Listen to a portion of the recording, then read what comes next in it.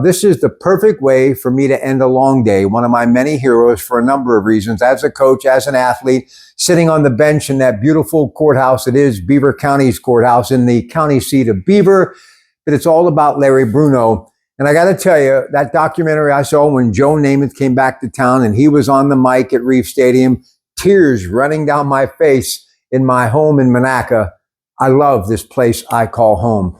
And there really isn't any place like Beaver County, is there not? No, I would agree with you, Rob. I mean, I've had the opportunity, thank God for the many blessings. And one of the blessings, I've had a chance to live at a few different places. I wouldn't trade it for anything. So you had a little round of golf earlier tonight, and now you're settled in to spend some time with me. So Larry Bruno, what do you think about when you think about the magical coach? Well, you know, my thoughts about Coach Bruno run the gamut. And I guess the best way I can explain that is to say when I played for him, I feared him, like most that played for him. After my playing days were over, I came back and I got involved in coaching. And he was there to not only mentor me, but mentor the others that were on the staff. Right. Then when I became the head coach, he would come to my office 2 and 3 times a week, and we would just talk about different things, and he would give me insight on a variety of things. So he became a very good friend. I tried to get him to come back and coach for me. Did you? Oh, no question. But he said, no, I'm not going to steal your glory. It's your time. And I said, Coach, it has nothing to do with glory. It's all about the kids and trying to keep that brand of Beaver Falls football where it needs to be that you established. I said, so it would be my privilege to have you on my staff. But of course, he didn't want to do that. But he became a very good friend. And then eventually I became his lawyer because he needed a will. I mean, he didn't get in trouble. Although I did tell him, I'll have to admit, I told him more than once. I said, you know, times have changed. If you were coaching now, the way you coached us, you would probably need a lawyer because it's a little different. People react differently now. Not for the better, truth be told, but different. And then I had and I hate to use the word, I'm going to use the word privilege to give the eulogy at both Ginny Bruno, his wife's funeral, and his funeral, right? Which to me was, that was just so special. Heartbreaking, to say the least, but special.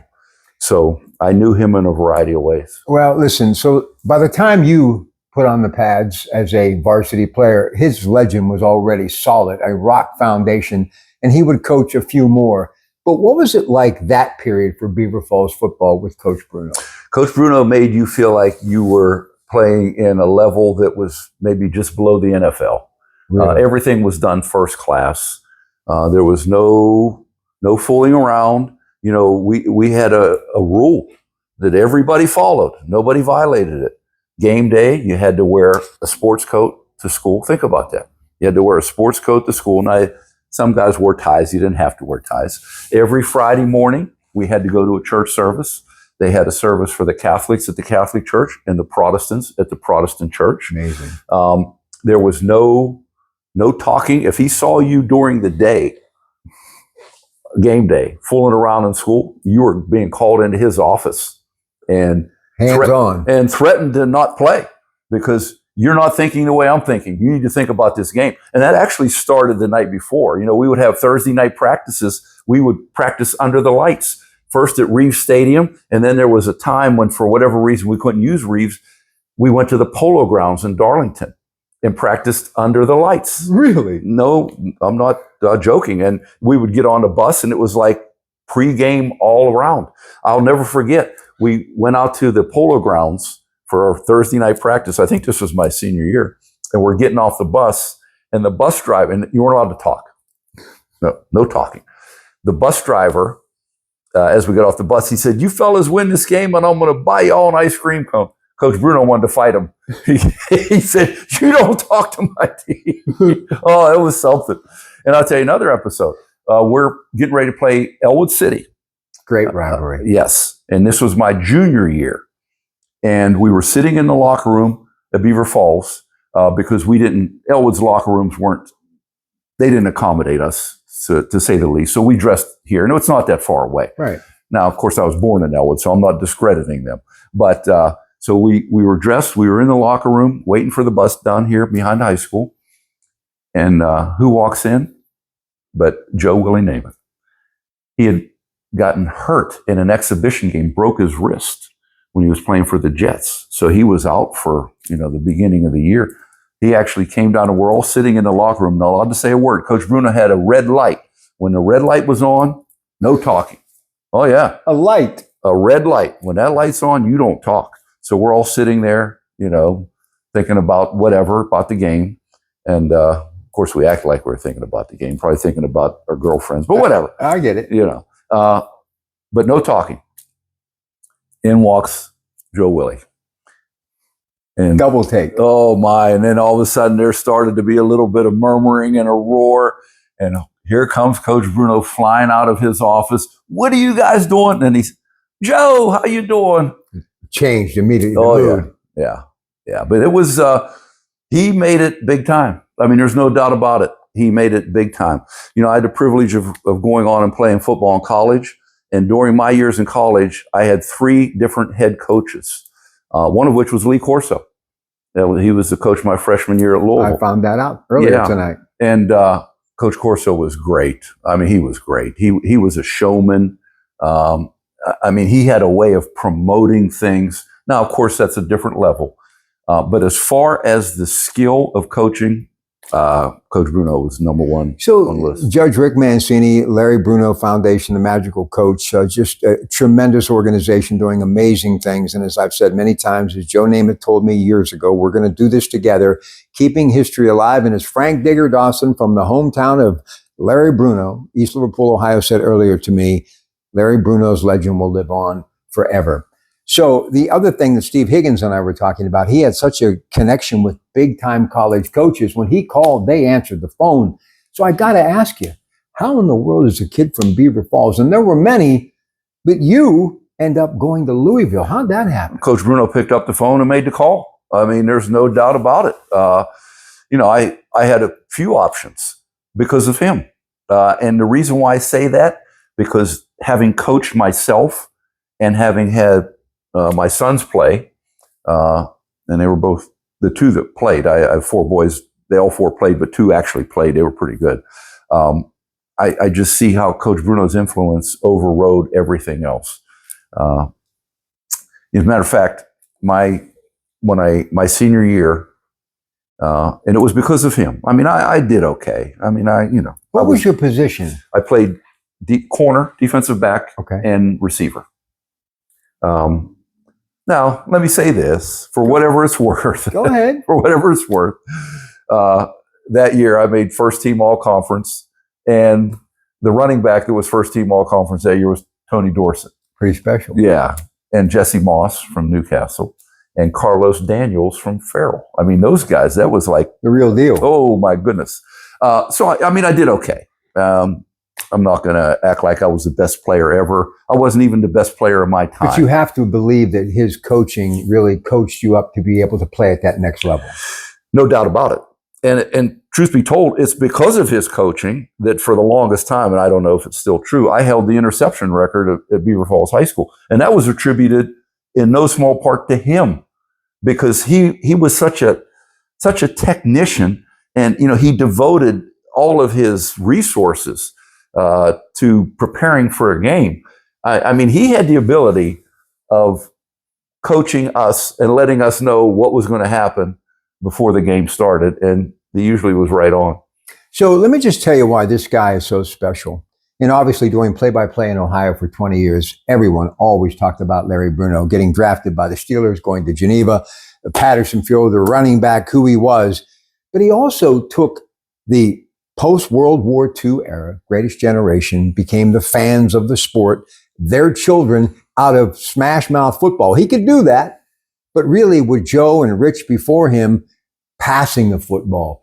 And when Steve Higgins went through the list of Division I quarterbacks that he coached, I thought I knew everything about Larry Bruno, Judge. I never realized that he had such a pedigree to coach up quarterbacks. Oh, no question. Well, that was his forte. And you talk about the military. And again, keep in mind that I had many chalk talks with him. especially when I was coaching. And I never realized this until we sat down one day. His formations, his description of formations, his descriptions of plays was so simple, but yet it looked so complicated. But he based it on military terminology. You know, he gave me a playbook, and this surprised me a little bit. He said, take a look at this book because this is where I started, and this is what I patterned a lot of my stuff after. Do you know what the playbook was? Woody Hayes, Ohio State. Come on. No, I'm not kidding. I'm not kidding. I was surprised. And then when I read the book, I realized it. Because Woody Hayes was power football based on the Full House. So was Coach Bruno. But then he improvised. And he would have descriptions for formations. For example, I still remember this like it was yesterday. Peel right means that the running back is going to line up to the right side outside the tight end. That was based, and he told me this, that's based on a squadron flying, and they tell the one plane to peel to the right. Flex right. Split end flexes out, the running back goes in the slot based on a squadron.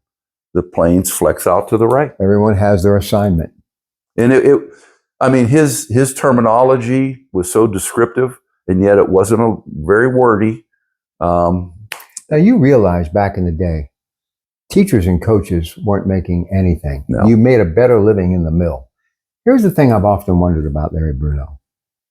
Why do you think he never went, and he could have, to that next level, maybe even the NFL? Why do you think he was just so happy being where he was? Well, first and foremost, he was a family guy. I mean, that was the most important thing to him. As a matter of fact, he played at Geneva.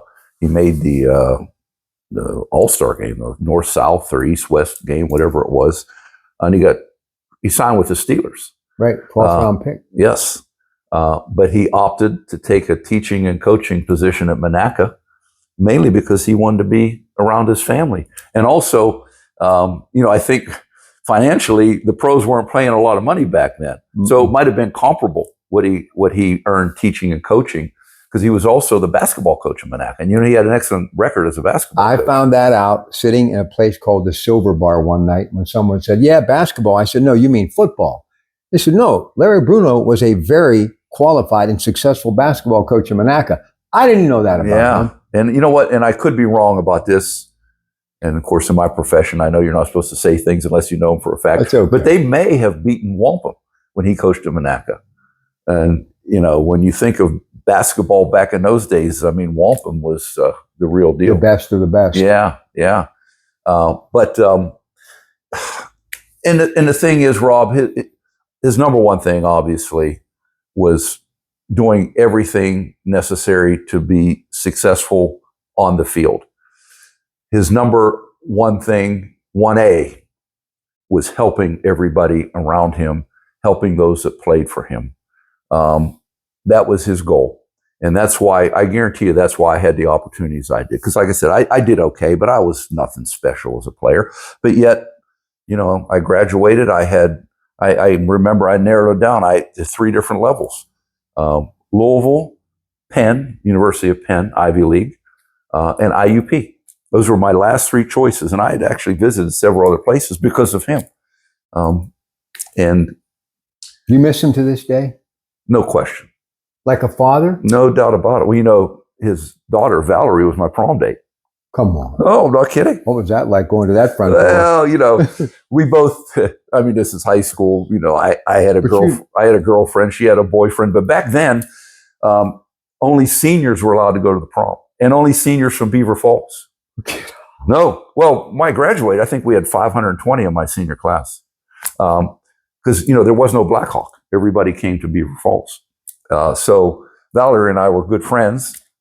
And we went to the prom together, and I remember when I went to pick her up, I walked into the living room, and there's the coach. Well, yeah, exactly. And she was acting like it's no big deal. I'm like, okay. So coach comes out and he says, I expect you guys to behave, and you better not be out late. And his wife, Jenny's come out and said, shut up, Larry. Let him go have a good time. The only person that could do that was the coach. Yeah. But to this day, Valerie is a very close friend. The folklore, the legend of Joe Namath. That night, watching that documentary when you were on the surface at Reeves Stadium, and he came out and you were on that mic, you kind of reminded me of me. Just Well, that's a compliment. that I couldn't. That when I saw him at Frank's Namus funeral, first time I'd ever met him and Really? been that up close. Now I'm 67, but my knees were knocking Yeah, because I loved Frank. But to see this man that I idolized, there was Muhammad Ali, there was Jim Brown, and Joe Namath was ahead of both of them. Okay, that's how much I revered this guy. His legend, no matter where I go, when I mention Beaver Falls, Joe Namath. No question. What was it like being in this community when all of that stuff was going on? And as a 26-year-old, he wins Super Bowl III. Oh, it was just so special. And, they had a parade downtown Beaver Falls after the season was over. The town was on fire. When you watch any major sporting event and you can somehow relate to the people that are involved, it's thrilling. There's no doubt about that. Well, when your guy is at the time the best football player in the world coming from here, yeah, that was special. And I've gotten to know Joe as a result of the foundation. You were talking about the night at Reeves Stadium. Well, that was really the first year. Well, let me back up a little bit. That was a special night. Let me back up. Whenever Coach Bruno was struggling, a group of us headed by Ron Main, who has since passed away, and that's heartbreaking too. There were about 3 or 4 of us. I remember. We got together, and we were thinking about somehow how can we raise a little bit of money to help him, help maybe pay his medical bills. I mean, he was doing okay, but that's our guy. I mean, we just felt like we had to do something. So we met and we talked about doing a strip ticket. And then we talked a little more. And there were ideas kicked back and forth. In the room was Ronnie Main, myself, Coach Flory, Carl Flory.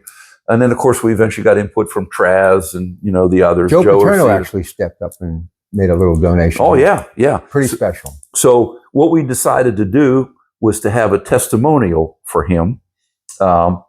And we invited all of the legendary coaches, Lindy Laurel, Art Bernardi, Pat Tarquinio, Dawn Yanessa. How did I miss that night? Cavalcade of Stars. Well, and we had the event at the Brady's Run Lodge. When we first decided to do it, we thought, well, if we can get a little bit of interest, maybe we can make it worthwhile. I'll bet there were 1,500 people there. We packed it out. And, of course, Coach Bruno was still alive and well then, although struggling a little bit. But it was such an honor to honor him. And not only did we get good donations, Joe Willie stepped up and made a big donation. I know. So now we had these funds, and then Coach Bruno passed away. So we have these funds remaining, and his wife had passed away before him. So I talked to Val about it, and we decided to establish a foundation to give scholarships to obviously people affiliated with Beaver Falls. And, that's another topic altogether. But be that as it may, that was the impetus behind it. Well, we also decided that we should establish sort of a Beaver Falls Hall of Fame, which we call the Larry Bruno Circle of Achievement. And our first inductees were Coach Bruno, Joe Namath, and James Bucky Mutchler. Oh, yeah. Who played for the Baltimore Colts with Johnny Unitas. Right? So they were our first inductees. Well, we also wanted to honor teams. So every year, that's what we do. We induct people into the Circle of Achievement, and we also honor select teams. Well, our first teams that we honored were the 1960 and 1961 Beaver Falls teams that were both undefeated. In 60, that's Joe's senior year, they went undefeated, and they were declared the WPL champ because nobody else was undefeated. That's how they did it back in those days. The next year, they went undefeated again, and they didn't get an opportunity to play in the WPL championship because the Gardner point system that Gardner put 2 other teams in there. So we decided we were going to have our first event the first night of the season, and of course, of all teams are playing Aliquippa. And I sort of cautioned everybody about that one. I said, you got to be careful with that because I know the Quips. And as it turned out, the Quips actually beat Beaver Falls pretty good that night. But we had the event at the stadium that you're referring to, and we introduced all the team members. And I did that. I was the MC. Okay, I guess that's the best way to describe it. But HBO at the time was doing the documentary that they eventually did from Beaver Falls to Broadway. Loved it. Yes. And they wanted to make this part of the documentary. So they came down and they were filming various parts of the city. And then when they found out I was going to be involved, they sat me down. They actually came to the courthouse and interviewed me. And I'll never forget this. We're at the stadium Friday night, and the producer, he come over to me and he said, listen now. He said, we want this to be a big part of our documentary. So you need to handle this properly. And I'm not making this up. I looked at him. I said, look, man, I'm from Beaver Falls. Just have the camera ready. I'll take care of it, okay? Listen, and I told you this earlier, and I mean this. I was in Elwood City earlier today. I love Elwood City. Yes. But one of the tough things that happened in Elwood City is when they lost their little radio station, which is now The Pickle, and it's doing great, actually a part of a company that I used to work for. But when I was always out doing games, covering things, working on the radio, what have you, I would go up and down the Dow. And I heard you doing a game one night. And I'm not just saying this because you're a friend and you mean a lot to me. I was just really impressed. Now, I mean, he's a judge, he's an attorney. What do you expect? But I just told you something moments ago. The reason I've said this, not an athlete, didn't go to college, but I love sports. I've been around it my whole life. I've called every type of event you could ever imagine, radio and television. But in football, basketball, whatever, the analyst is what really paints the picture. And I've often said it's the reason why coaches always do such a great job. And if you look at any major media outlet, there's always a coach. Lou Corso, for years, game day, the best ever. But other than you painting that picture, bringing that game to life through the airwaves, my best color commentator in the history of my career was Larry Matrazzo. Oh, yeah. Well, why do you think it just works? And you said something earlier, and it's so true. You want to know what's going on the field, and sometimes it gets lost in translation. Well, and I also think as a coach, former coach, obviously, when I'm watching a game, I don't normally watch it like the typical fan watches. No. I'm looking at formations. I'm looking at patterns. I'm looking at who's blocking, who isn't blocking. I'm looking at what Coach Bruno emphasized over and over. Are they faking? Are they carrying out their fakes? Now, in the pros, they don't fake much, because the pros, their approach offensively is that you just got to beat the guy across from you. You're not going to fake anybody out. Now, every now and then, heck, Joe Willie did, and Joe Montana, every now and then they'd fake people out. But normally, you're not going to fake people out because they're reading the guy across from them. Mm-hmm. But in high school, if you can do that, it's such a tremendous advantage. Coach Bruno, when we'd watch film when we would dissect the film after a game, it wasn't just about who made the play. If a running back didn't carry out their fake, even though they had nothing to do with the play, he brought it up. Oh, brought it up. You better believe he brought it up. He wasn't putting up with that. And that's so important. And when I coached, that's what I tried to do too. Not as good as him, obviously, but that was so important. So when I watch a game, that's how I look at it. I'm just not looking at, who's running the ball or this or that, the other. And I know when you're listening to it on the radio, you don't have the opportunity to know what's going on unless somebody tells you. How many times have you listened to a game on the radio and the announcer and the color commentator say, "Oh, he gained 3 yards. Yeah, that was a good run." Okay, well, where'd he line up at? What kind of play made it a good run? Yes, exactly. Let me just say this too. If you really want a good example of what I'm talking about, I miss him as a coach. He is the greatest coach in the history of the NFL, and I'm talking Bill Belichick. Mm-hmm. To watch him do what he's doing now, I'm glad that he quit coaching maybe for a year or two, because we are getting a gift. A guy who's lived football his whole life, his father before him, he's been around it. I mean, Bill Parcells, you name it, what he did with Nick Saban in Cleveland for that short time. He is a master at describing the game, and it makes it even more interesting to watch a game now because of these master classes that he's given. No question. And someone that preceded him in a little different way was John Madden. Oh, he was the best. The telestrator. Yep. Yes. And that was always so interesting. I mean, he would make people who never played the game feel like, okay, I understand that. Everything that happens on a football field, there's a rhyme and reason for it, right? No question. Coach Bruno's theory was if all 11 players do their job, every play should be a touchdown. Think about it. That's simple. Before I let you go, talk a little bit about this foundation, and I'm going to continue to help any way I can. As I've said many times, Joe Namath told me years ago, we can all do this together. And Joe would be the first to tell you, it's about the coach. It's about teaching. It's about legacy. It's about bringing a team that's looking for their first win, the great Beaver Falls Fighting Tigers, struggling a little bit this year, to see this history. When I talk about history and I talk about Larry Bruno, why was it able to transcend for that team in 2024? And I believe 40, 50 years from now, when they walk through these doors wearing orange and black, representing Beaver Falls, they're going to get that message. Why do you think he will be the magical coach for decades? Well, because he established a foundation and a tradition that, in my opinion, creates a common vein that runs through anybody who ever puts on the orange and black. We are band together. I mean, that's why Joe is part of it. Because even though obviously I didn't play with him, he's a few years older than me, but we have a commonality there that he respects and appreciates, just like all of us do. And, you know, the old Coach Bruno established the saying, once a Tiger, always a Tiger. And that's never to be taken lightly. And that transcends every generation. And whenever we established this, Joe was more than willing to reach out, and he's constantly involved. Now, of course, with COVID, and he hasn't traveled as much. Otherwise, he was at our banquet every year for the first 6 or 7 years. And, you know, it gave me the privilege of really getting to talk to him and get to know him. As a matter of fact, tonight when I golfed, I actually played better than normal. I was using golf balls that he sent to me from his outing. Have his insignia on it. Oh, yeah. And guess what? They go in the hole pretty good. But he was a pretty good golfer still, yeah, I'm sure. Oh, yeah. You know, I'm going to digress for a minute.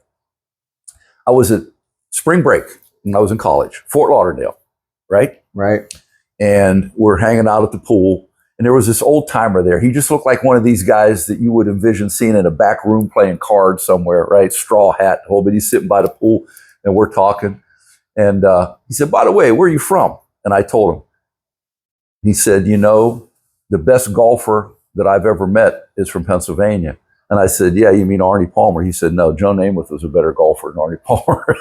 That's what he told me. Listen, do you realize when he was a part of Bachelor's 3, and I can still remember him, those tears, those blue eyes welling up with tears because they were telling him, you know, you got to disassociate yourself. Right. Do you realize he's in his 20s and Sinatra and them are coming to see him? You know how many times I've said that?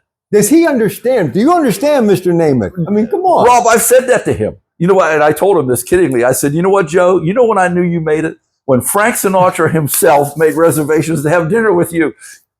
There's no bigger time than that. But it's just, it's let me tell you another story. Amazing. And I know I'm... No, go ahead. I got time. Whenever it was, I don't know how many years ago it was, but the Steelers, Art Rooney, had a fundraiser through for neighborhood legal services in Allegheny County. Right. And the fundraiser involved what were called the 6 golden arms from Western Pennsylvania. In other words, the guests were the 6 Hall of Fame quarterbacks. Johnny Unitas, of course, it was his son that came. Or Joe's hero growing up. That's exactly. why I wore 19. Right, exactly. High school. And I can tell you a story about that, too, because Johnny Unitas went to Louisville. Remind me, and I'll tell you that. So Johnny Unitas, George Blanda. Now, of course, he was passed away. So right. I don't know whether his wife or son came. Joe Montana, Jim Kelly, Dan Marino, and Joe Namath. Whew. So those are the 6 quarterbacks. They're up on the stage.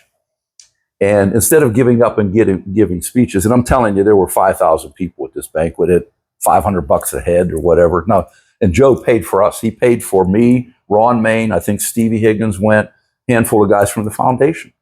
He took us up as his guests. That's Joe. So they're sitting up on the stage, and the young lady interviewing them was a TV personality. I don't know, it was HBO or ESPN, but I mean, I can't even think of her name, but you would know who she was. So she's just like talking to all of them. And she asked Joe, you know, I understand you wore number 19 when you were in high school. What made you do that? He said, well, and he pointed to Johnny Unitas's son or wife, whoever was there. Well, Johnny Unitas was my hero. He said, and as a matter of fact, when I was growing up, they used to call me Joey U because I wanted to emulate Johnny Unitas. So then she goes to the others, and then she says to Joe Montana, she says, Joe Montana, all right, who was your hero growing up? And he said, well, I'm going to answer that question for Kelly and Marino. That guy was our hero. And he pointed to Joe. He was. Yeah. I mean, he was everyone's hero. But here's the thing. Joe tells this story, and correct me if I'm wrong, coin toss, Super Bowl III. He goes out on the field, and Johnny Unitas is coming out on the field. And he's like, I can't believe I'm like, and then you got Babe Pirelli, who grew up across the bridge in Rochester, as the backup quarterback. You don't write this stuff. No. And now that you mentioned coin toss, that's a prelude. That's a segue into what I wanted to tell you. My senior year at Louisville, we had our spring game. So we divide the team in half, right? Well, I was one of the captains on one of the teams. Johnny Unitas was invited back for the spring game because he's a Louisville grad. We go out for the coin toss. Who's out there? Johnny Unitas. Yes. So we had the coin toss, and everybody runs off the field. Well, I'm out there, and the guys are saying, come on, man, come on. I said, are you kidding me? That's Johnny Unitas. So I went over, I shook his hand, and I said, Mr. Unitas, I just want you to know that I played your Johnny Unitas football game growing up. I said, you have always been my hero. I just enjoyed watching you play so much. And he said, where are you from, son? And I said, well, actually, I'm from Beaver Falls, Pennsylvania. He said, oh, well, there's a pretty good quarterback that came out of Beaver Falls. We're all getting a little older. And by the way, Judge Ross and him, just dear friends. And, Yes. Jim and I talk about his times at New Brighton. When New Brighton wasn't playing Beaver Falls in the early 70s, that would have been some epic battles for sure, because both programs back then were doing really well. Oh, listen. So, of course, Poe was in the 60s. Yeah, 68, graduated 69. But as I told Stevie, how ironic, think about it. Top 3 rushers in the country at one time were O.J., Mercury Morris from Avonworth just passed away, and Ron Poe James. Wow. I mean, come on now. And then you've got Tony Dorsett that comes through. It goes on and on. But what truly amazes me, even though we're getting a little bit older, this time of year, leaves start changing colors, gets a little cold. Look, I'm not getting paid for any of this. I haven't done play-by-play 20 years. Which is a shame because you're great at it. I love it. You're the best. I love it. But here's the thing. I'm sure my uncle Dick Cairns, God rest his soul, would tell me stories. Joe Walton, my dear friend, would tell me stories. 11th Street, 7th Avenue. Everybody wanted to be at Reeve Stadium. Stevie told me a story earlier that Coach Bruno used to tell all the merchants on 7th Avenue, put the radio on when the game's on the radio, And when I went to East Liverpool, this is how much I love Beaver Falls. And Bob Barrickman was truly one of the best ever. Yes. But we did all East Liverpool games for 20 years, every Friday night. We didn't plug in another team. It was Liverpool, Liverpool, Liverpool. And I told a guy one night sitting in Ferrello's restaurant, I said, I've made it. What do you mean? He goes, because I covered the same high school team every Friday night, like WBVP did Beaver Falls every single week. You didn't, with all due respect, no Blackhawk, no New Brighton, no Aliquippa, WBVP, 1230 on the Dow. It was either Chuck Wilson or going down the road, Barrickman. It was Beaver Falls, Beaver Falls, Beaver Falls. Yes. That's how much football meant to this community. No doubt about it. It was, every Friday night was an event.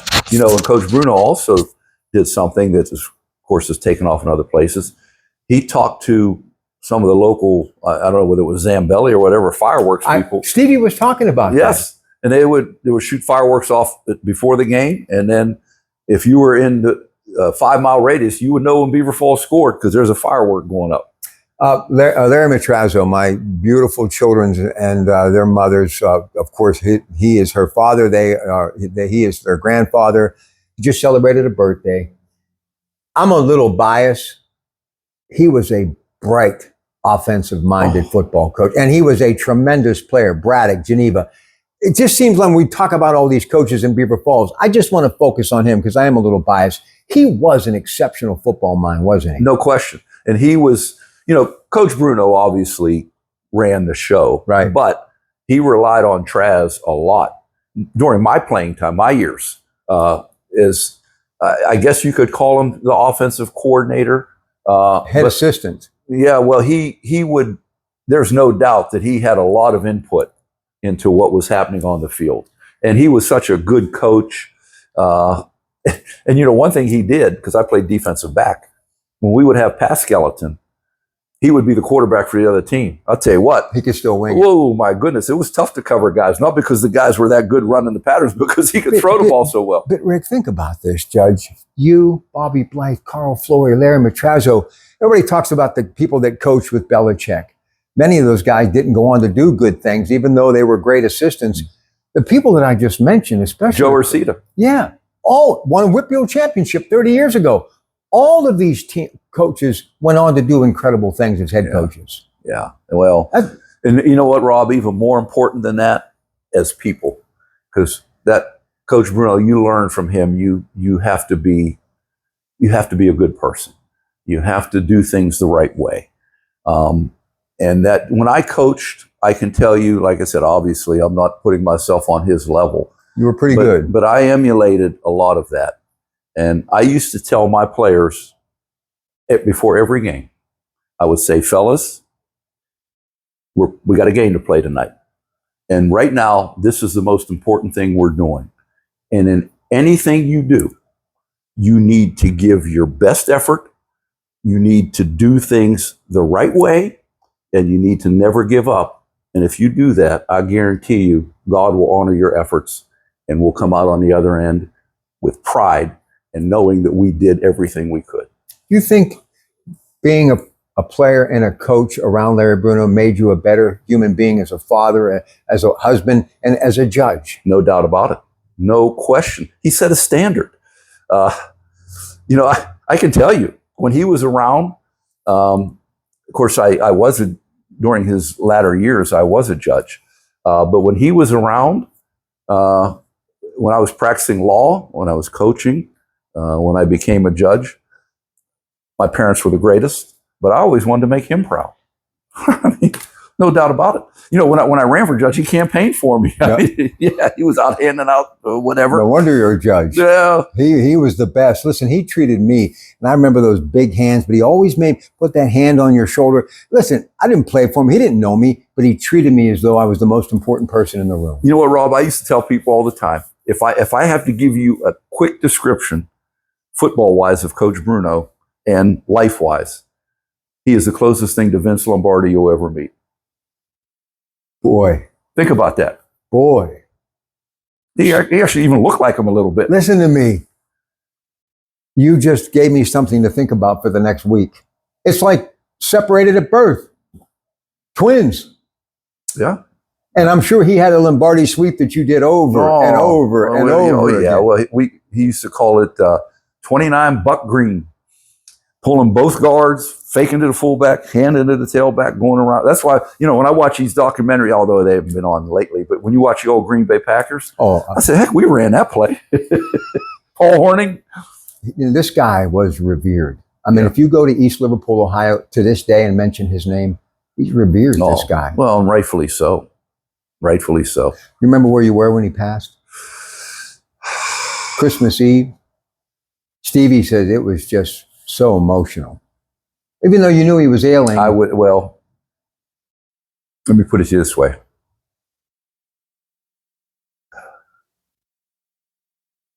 About 15 minutes before he passed away, I was with him.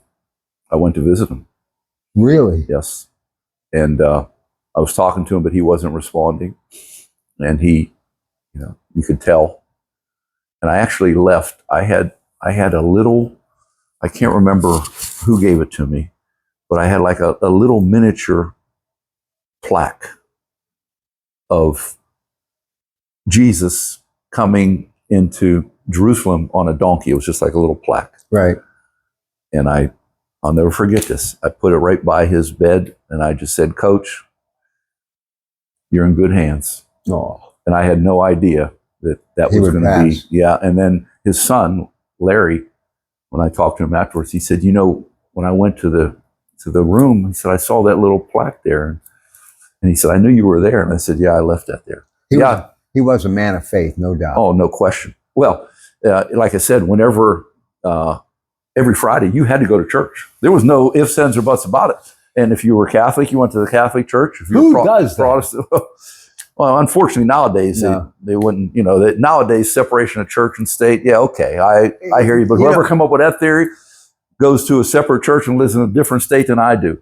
But be that as it may, I understand that. I respect all beliefs. I understand that. But I'm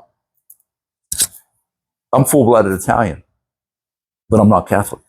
My grandfather, when he came over from Italy, at that time, he couldn't get a job in the mill unless he ponied up to the Black Hand, the mafioso. Right? They controlled everything. I've heard that many times. And he became disenchanted. And some of them were in the church at that time. And again, I'm not discrediting the Catholic Church at all. I know what you're saying. No. So my grandfather got involved in a movement that came from, it was called the Azusa Street Revival. It was Catholics.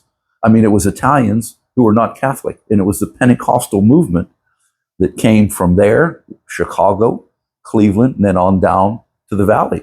And one of the leading families back then was the Capo family from New Brighton. Really? And they established what was called the Italian Christian Church in New Brighton. My grandfather was the pastor, and to this day, that's the church that Sam DeMarco was the pastor of. Gino DeMarco later became the pastor. Gino was my Sunday school Christian teacher. Assembly. Yes, exactly.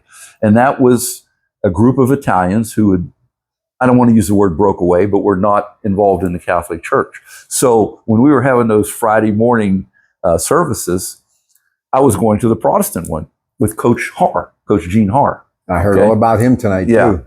Great. Oh, he was great. So after a couple of weeks, I'm walking in the hall of school, and Coach Bruno come over and grabbed me. He said, "What's the matter? You don't think you have to go to church?" I said, "Coach, my grandfather's a preacher. My mother plays the piano. My dad leads and singing." I said, "I'm in church 3 nights a week." I said, "But I go to the Protestant church." He's like, "Oh, okay." Just tell folks why they should help out any way they can, this great brand, because this is a gift for more than just Beaver Falls. Well, it's an opportunity to contribute to segments of society that you may never come across or may never have the opportunity to help. Our goal here is to help the young people in Beaver Falls. And we don't limit it to athletics, although that's certainly the impetus behind it. And we have an athletic, so to speak, Hall of Fame. But if you look around, as you can see, there are people that we've inducted that have nothing to do with athletics. I'm looking at Lou Pappin's plaque up there. We're talking about people who've contributed to our local community. And every community, that's the great thing about the Western Pennsylvania. Every community, they have their focus group, so to speak, that try to help. Well, we are that for Beaver Falls. And again, it's not a money maker for anybody involved at all. Nobody gets paid for anything we do, but it's a foundation with the sole purpose of promoting the young people that are affiliated with our community and financially helping with scholarships. Lou Pappin was the best. Man, those senior citizen picnics and the pies at Pappin's restaurant. They need to do a Lou Pappin cookbook. No longer with us, but absolutely loved him and his wife and those wonderful children. Listen, I can't thank you enough. I know it's difficult. You got a very busy schedule. And here's how ironic the world is. My daughter, Eva, works for Magistrate Goodwall. Oh, my goodness. And his aunt was my mother's maid of honor. Wow. And so I'll just tell you a quick story. So does that mean you get out of speeding tickets or what? Listen, I don't know. I'm just trying. You know what? That believe me, that doesn't work. That's okay. Listen, for the last 20 years, I've been under lock and key. Yeah. I just do this and I go right back to my little home in Monaca. But so my mother had just passed. Her name was Eva Bango. And her and Yolanda were like just best friends. So I'm at then St. Cecilia's, now Our Lady of the Valley.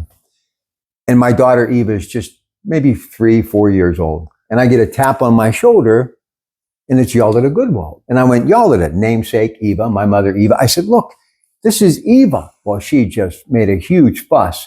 And shortly thereafter, she passed. Yolanda did. I knew her. So of all of the places that my daughter Eva can end up getting a job, smart like her mom, Kelly, she graduates from Penn State. She is brilliant, love of my life, my only daughter. She ends up working for his, meaning her, nephew. Right. Dirk. Now, you got to believe that's a little divine intervention somewhere. No doubt about it. And Snooky. Yes, the barber. He worked at the courthouse during his last years as a tip staff. You're kidding me. No. And I got to know him very well because of that. But even more so, His daughter, Chris, Love her. her boy and my boy were best of friends, and they played ball together at Blackhawk. So Come on. no, and Chris and my wife, although they moved away, and her and Nick, they moved. I don't know where, South Carolina, wherever they moved to. But no, I was over their house many times. And you know what's really crazy? One of the early years, listening to KDK radio, I've loved KDK since the 1960s. I'm just listening on my transistor. One night I'm listening to an all-night show with Jack Wheeler as the host. And if you knew Snooki, Clyde Goodwald, he had that just big voice, big personality, right? Hey, I'm going to tell you, my mother used to do the best impersonation of him. I love Snooki. Oh, yeah. Anyway, so he's on with Jack Wheeler. He goes, my boy can sing like Caruso.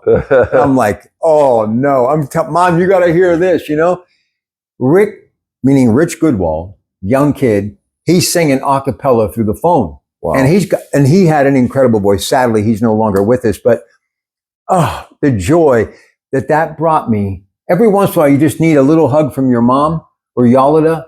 And it was tremendous. And just know this, I've been all over. To me, when I think of Beaver Falls, when they were open for business late at night during the week, when this place was just thriving. Oh, yes. My grandmother worked in the Isleys. We walked across the 10th Street Bridge.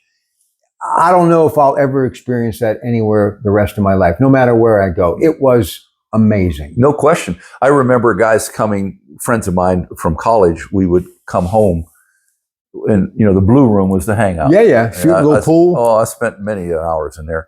But I'll never forget this. I had a couple guys, one who now lives in Buffalo, but he actually went to Montour High School, and another one of my best friends from Cleveland. We're standing outside the Blue Room. They said, this is like a resort town here. We can't believe it. Never seen anything like it. Something that'll always be etched in my memory? When they had the theaters, the Granada, Rialto, the Regent, and the Rialto.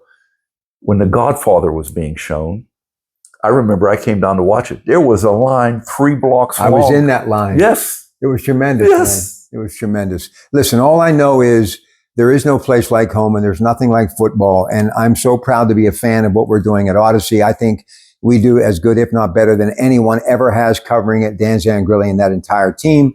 And of course, tomorrow night, we've got a good one. North Allegheny at Central Catholic, Power of Bowser, Friday Night Lights. I'll have those Coons Quality Food Sports reports for you. Got that Coons Market here in Hopewell. And yes, the Coons Market Black and Gold Sunday show each and every week. Been a long day, but what an honor always to be with the judge, Mr. Mancini, but more importantly, to talk about the magical coach. And of course, it is Larry Bruno, the Larry Bruno Foundation in the heart of Beaver County, 7th Avenue. Still one of the best places on the planet to be any day in the heart of Beaver Falls, Pennsylvania. Good night, everybody. Thanks, Coach.